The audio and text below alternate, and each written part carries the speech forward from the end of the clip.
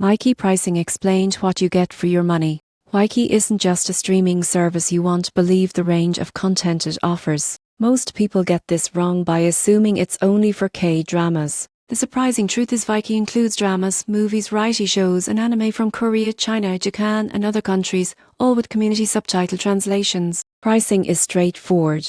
Viki offers a free plan with ads, limited streaming and restricted access to some shows. The premium subscription costs $99 per month or $99 annually, unlocking ad-free heat viewing, early access to new episodes and offline downloads. Family plans may be slightly higher but allow multiple streams at once. You won't believe the value for international content. The platform aggregates shows from multiple countries, often unavailable elsewhere, with high-quality subtitles. Most people get this wrong by comparing only to mainstream streaming services. The real value comes from access to rare content, early releases and community subtitled shows that let you enjoy dramas in multiple languages. For dedicated fans of Asian entertainment, the subscription is extremely cost-effective.